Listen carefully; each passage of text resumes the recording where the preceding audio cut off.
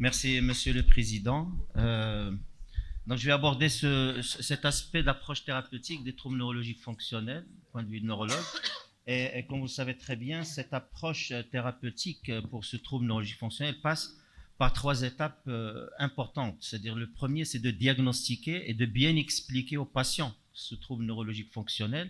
Et je trouve que c'est l'étape la plus importante qui va entraîner l'adhésion du patient à sa prise en charge. La deuxième, c'est de prendre en charge le trouble moteur, c'est-à-dire tout ce qui est trouble moteur déficitaire, tout ce qui est mouvement anormal ou bien une crise fonctionnelle dissociative qui a remplacé l'ancien CNEP. Et la troisième étape qui est importante, c'est la prise en charge des vulnérabilités, c'est-à-dire le patient vulnérable, c'est quelque chose de très très important. Et je pense diagnostiquer, ça passe par connaître le cadre nosologique de ces troubles neurologiques fonctionnels. Alors, chose qui malheureusement n'est pas très connue, le trouble neurologique fonctionnel, et on peut commencer par une enquête qui a été réalisée à l'American Academy of Neurology en 2018 et qui a montré que plus de 50% des neurologues, ils pensent que le trouble neurologique fonctionnel, ça ne les concerne pas.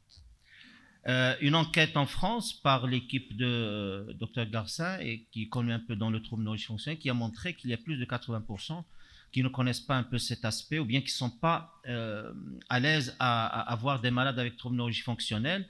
Et concernant en bas, comme vous le voyez, c'est-à-dire de connaître le oversign ou les autres signes spécifiques, plus de 60% ne connaissent pas ces signes. Alors comment on peut prendre en charge si on ne connaît pas le cadre nosologique et cette entité? Une enquête au service de neurologie de Casablanca et qui est actuellement menée par Dr Hijij, donc qui montre effectivement à travers les chiffres auprès des neurologues, psychiatres, généralistes et internes, et surtout concernant la notion d'une formation dans le parcours du médecin, plus de 60%, ils n'ont jamais eu de formation concernant le trouble neurologique fonctionnel et 20% c'est en dehors de la faculté. Donc ça représente quand même une urgence pédagogique de s'intéresser aux troubles neurologiques fonctionnels. À quelle fréquence pensez-vous voir les troubles neurologiques fonctionnels? Il n'y a que 6% qui pensent que c'est 50%. Donc vous allez voir que c'est un peu... Alors, est-ce que le trouble neurologique fonctionnel est un diagnostic d'élimination? Plus de 67%, elles disent que c'est oui. Alors, ce n'est pas vrai. Le trouble neurologique fonctionnel, c'est un diagnostic positif, ce n'est pas un diagnostic d'élimination. Et donc, vous voyez un peu qu'il y a beaucoup de très peu connus comme entité. Avec, bien sûr, comme vous le savez, ça représente le deuxième motif de consultation en neurologie, le trouble neurologique fonctionnel. Avec cet état un peu de méconnaissance de ce trouble, ça rend un peu les choses difficiles et on sait très bien qu'il y a un impact de qualité de vie et un coût sociétal et médical très très important du trouble neurologique fonctionnel. Alors, il y a des critères, c'est les critères DSM-5 modifiés en 2022 avec une atteinte du mouvement volontaire ou d'une fonction sensorielle qui n'est pas expliquée avec un retentissement et une souffrance établie, ça vous le connaissez. Et on sait très bien qu'il y a quelques caractéristiques qui sont très importantes qui peuvent vous guider. On sait très bien que le trouble neurologique fonctionnel, elle peut toucher le sujet jeune, l'enfant, le sujet âgé, mais c'est surtout entre 20 ans et 40 ans et c'est surtout les femmes. Mais en fonction du tableau clinique, de la caractéristique du tableau clinique, on peut dire que c'est plutôt sexe masculin. Par exemple, le parkinsonisme comme trouble neurologique fonctionnel, il est observé chez le sujet plus âgé et de sexe masculin, différemment de la crise fonctionnelle dissociative qui est plus chez la femme. Là, on voit un peu une étude qui a montré le dispatching un peu des troubles en fonction de l'âge. Alors, il faut connaître quand même quelques signes positifs du trouble neurologique fonctionnel et on sait bien qu'il existe 37 signes neurologiques fonctionnels moteurs et 23 dans la crise dissociative. Donc, vous voyez un peu, ça vous fait 60 signes qu'il faut retenir du trouble neurologique fonctionnel. Et là, c'est les 6 signes les plus importants. Le oversign, vous le connaissez, c'est la correction d'un déficit de l'extension de la jambe quand on fait la flexion du membre normal. Le knee buckling, c'est la marche avec le genou fléchi, c'est les patients qui marchent avec un genou fléchi. Le dragging leg, c'est la jambe traînante, c'est-à-dire la jeune qui part en traînant la jambe. La chute sans pronation, généralement quand on fait une chute avec une atteinte corticale, on doit avoir une pronation. Alors chez ces malades, ils font une chute mais sans pronation, ce qui est un signe très évocateur du trouble neurologique fonctionnel. Le tremblement fonctionnel avec ces deux manœuvres de distractibilité et d'entraînement, c'est-à-dire le patient il tremble, mais quand vous lui demandez de faire une fonction motrice, le tremblement s'arrête. Ou bien si vous lui demandez de faire un tremblement de l'autre côté, elle va suivre la même fréquence du tremblement qui est très très spécifique et caractéristique. Et bien sûr, pour les crises fonctionnelles dissociatives, quand on a les yeux fermés avec résistance à l'ouverture, quand on a des fluctuations, le stopping go, c'est-à-dire le malade, il fait des mouvements, surtout avec le bassin, il s'arrête et après il refait. Ça, c'est très en faveur de la crise dissociative, surtout s'il y a des pleurs plutôt que des cris. Quand on pleure, c'est plutôt fonctionnel. Quand on fait un cri, c'est plutôt épileptique. Donc voilà un peu les signes les plus importants à connaître. Connaître les phénotypes classiques que vous connaissez très bien, mais surtout les nouveaux phénotypes. Il y a 2 nouveaux phénotypes du trouble neurologique fonctionnel qu'il faut connaître. Le premier, c'est le vertige positionnel, paroxystique perceptuel, très très importante entité qui est causée par une atteinte quotidienne, plusieurs heures, avec une aggravation par la position debout, le mouvement et les stimuli visuels. Et le trouble cognitif fonctionnel, chose qui est un peu très délicate parce qu'il faut faire attention des fluctuations cognitives qu'on peut observer par exemple dans les DSL et qui peuvent prêter diagnostic différentiel et confusion avec un trouble cognitif fonctionnel. L'approche physiopathologique est très importante à connaître pour expliquer au malade et pour lui dire une chose, c'est que ce n'est pas structurel ce que vous avez, mais c'est plutôt fonctionnel, c'est une dysrégulation fonctionnelle et surtout une dysrégulation entre la prédiction qui est très développée chez ces malades avec troubles neurologiques fonctionnels, la prédiction motrice, avec une diminution de l'input sensoriel, c'est-à-dire ce retour sensoriel, elle est très atteinte au cours du trouble neurologique fonctionnel et cette dysrégulation, elle entraîne l'apparition de ce mouvement anormal. Là, c'est juste un rappel un peu sur les structures impliquées dans le mouvement anormal, l'intention, la planification, l'exécution et le mouvement. Alors, passons aux prises en charge des symptômes.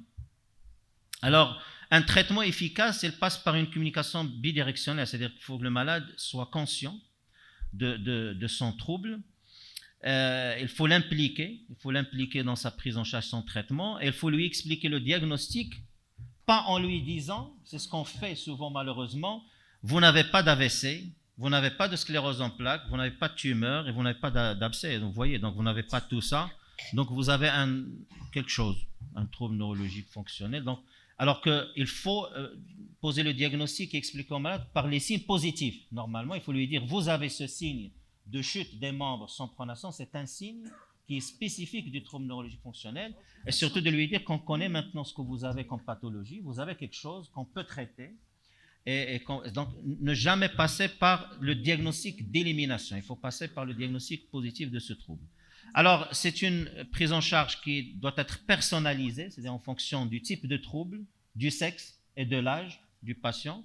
Elle est multidisciplinaire de toutes les façons. On ne peut pas dire que c'est le neurologue seul ou le kinésithérapeute seul qui va prendre en charge ce trouble neurologique fonctionnel.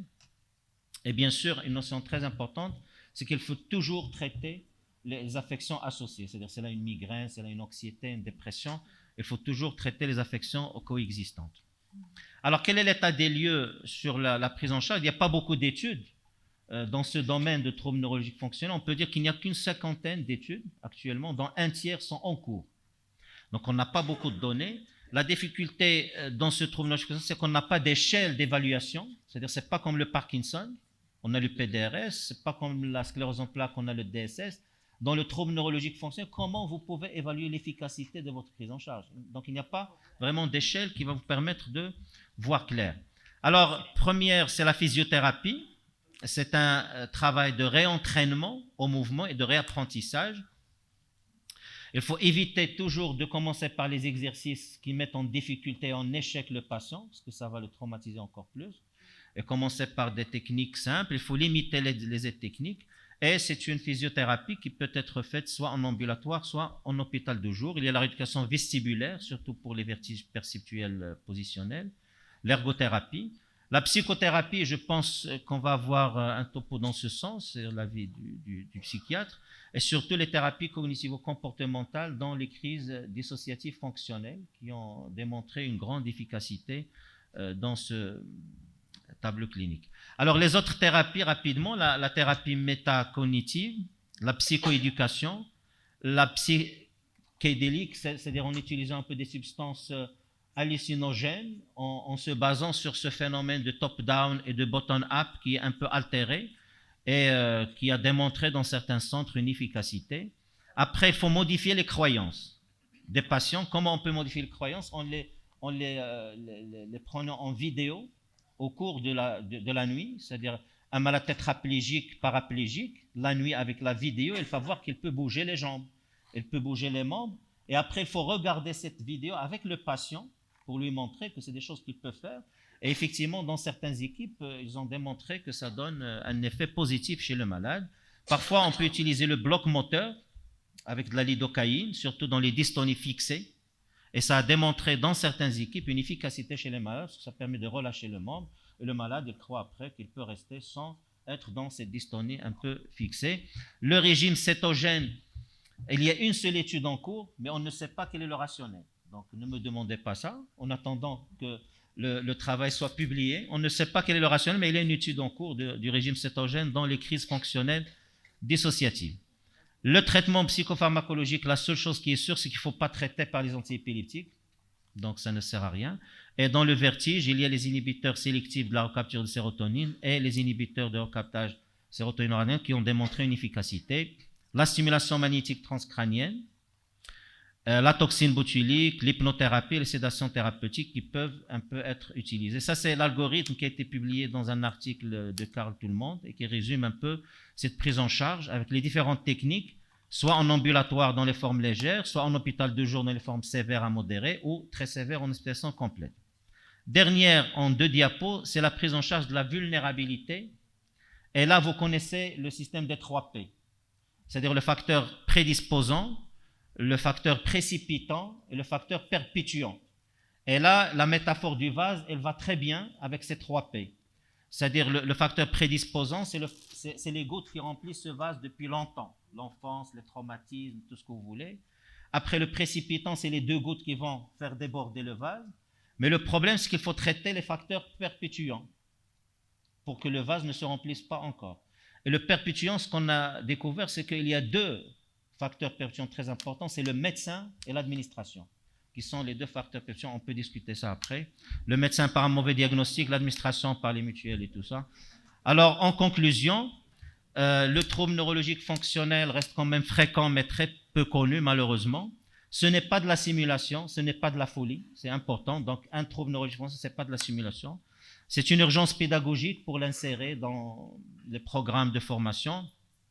Et ce n'est pas un diagnostic d'élimination. C'est très important. Donc, il ne faut jamais dire au patient qu'il n'y a rien à faire, parce que ça se passe dans votre tête. Il y a toujours des choses à faire dans la prise en charge. Et il y a des pistes thérapeutiques en cours d'évaluation. Et n'oubliez jamais de prendre en charge les 3 P. Je vous remercie.